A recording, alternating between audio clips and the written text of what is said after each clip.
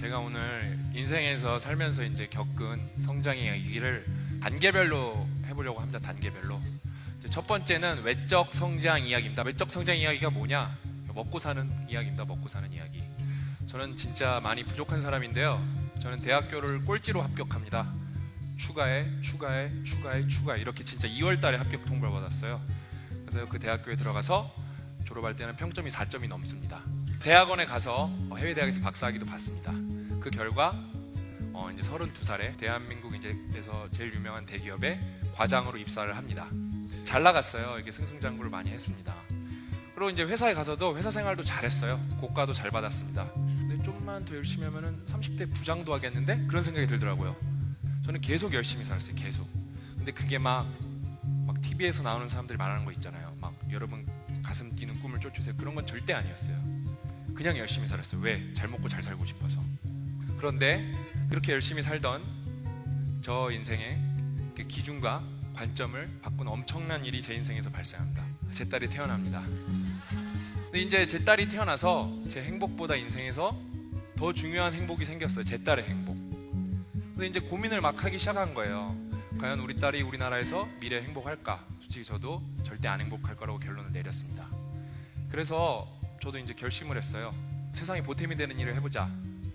이거는 좀 멋진 말이고 조금 정확하게 말하면은 내 딸의 미래에 도움이 되는 일을 해보자라고 결심을 하고 퇴사를 합니다.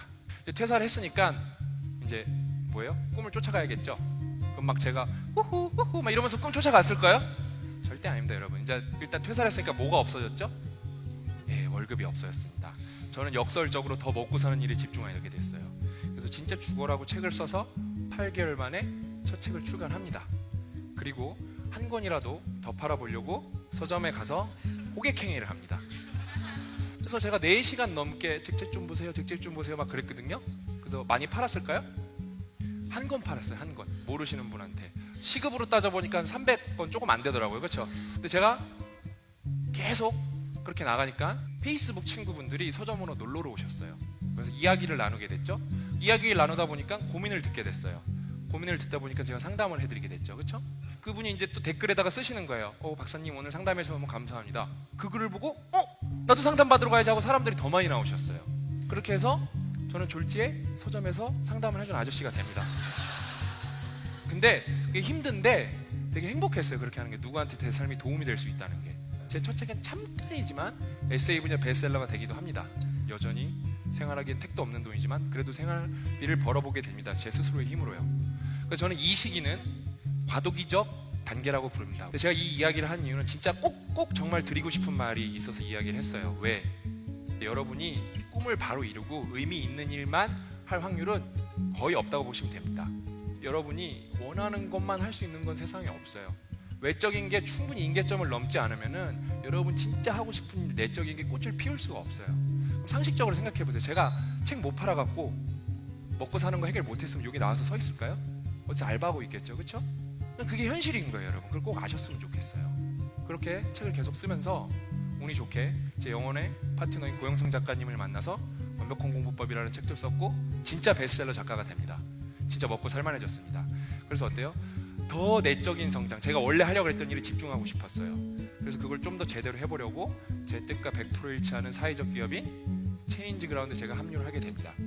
이제 저희 체인지 그라운드는 동기부여 컨텐츠도 만들고 여러분을 위로하는 컨텐츠도 만들고 때로는 뭐 사회적 이슈에 대해서 함께 생각해보는 컨텐츠도 만들기도 합니다. 보통 뭐라고 표현하죠? 남편들이 나도 열심히 육아에 참여하겠다, 열심히 육아를 돕겠다 이런 말을 하죠. 이거는 잘못된 표현입니다. 육아는 아내가 전적으로 하고 남편이 돕는 게 아니라 똑같이 열심히 해야 되는 겁니다. 저 주례가 엄청나게 반응을 얻었어요. 제가 정말 관심 있게 보는 문제가 대한민국에서 저출산 문제거든요. 이 저출산 문제가 진짜 제일 중요한 문제 중에 하나이고 제일 해결이 힘든 문제 중에 하나예요. 여러 원인이 있겠지만 그 중에 하나가 바로 비혼주의의 확산이에요. 그러면 이제 어른들은 뭐라 그러나요? 기성세대는 젊은 친구들한테 뭐라 그러나요? 야 임마, 너 나이 들었으면 결혼해야지. 이거 명절 때 많이 들으시죠, 그렇죠? 개인이 결혼을 하든 말든 그건 그 사람 자유예요. 그건 존중받아야 됩니다, 여러분. 거기다 대고 하라 마라. 그럼 뭐 생활비 줄 거예요? 양육비 줄 거예요? 안 주실 거잖아요, 그렇죠? 그 다음에 두 번째, 여러분 결혼은 나이가 들면 하는 게 아니라 사랑하는 사람이 있어야 하는 거예요. 사랑하는 사람이 없으면은 여러분 혼을 한 번 더 하게 돼요. 어떤 일이죠? 이혼을 하게 됩니다, 여러분. 이 유튜브에 달린 댓글인데 이런 댓글들이 되게 많았어요. 너무 행복했어요. 내가 뭘 만들어서 세상에 좋은 영향을 미칠 수 있다는 게 너무 행복했어요. 이제는 개인의 단순한 내적 성장을 넘어서 우리 모두의 성장을 생각할 때가 되었습니다. 그래서 저희 체인지 그라운드는 최근에 새로운 식구를 모집했는데요. 저희는 채용 공고를 할 때 명시라는 게 있습니다. 경력 단절 여성, 취약계층을 먼저 뽑겠다 그랬어요. 그래서 정말 많은 분이 지원해 주셨고 한 명의 친구가 입사를 하였습니다. 그래서 이제 채용을 끝내려고 하는데 이제 계속 마음속에 걸리는 친구가 있었어요. 그분은 이제 새 아이의 엄마입니다. 새 아이의 엄마. 지금으로부터 7년 전 제가 이거 읽으면 또 눈물이 나갖고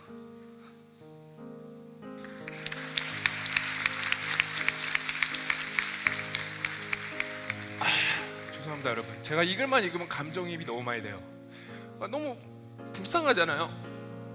그러니까 제가 그래서 저희 이용구 대표한테 그랬어요. 야, 임신했다고 취업도 못하고 경력도 단절되면 누가 애를 낳냐 제가 그랬어요. 그래서 제가 그랬어요. 이게 나라냐고.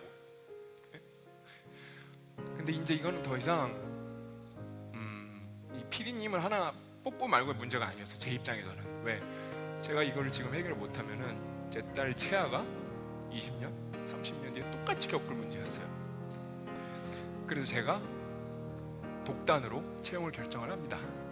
근데 이제 저는 이 PD님과 함께 하면은 자신이 있어요. 저희 회사가 더 성장할 거라는 걸요. 더 성장할 걸. 왜? PD님 실력도 있고 그 다음에 반성적 사고를 하고 절실하니까요. 저도 이렇게 돌이켜 보니까 뭐 세상을 돕고 이런 게 아니라 제가 누구랑 더불어 살려고 하다 보니까 제가 더 행복한 거였어요. 제가. 세상이 행복한 게 아니라 제가요. 그래서 이제 저는 더 앞으로도 행복하고 싶습니다. 여기서 멈추고 싶지 않고 더 행복하고 싶어요.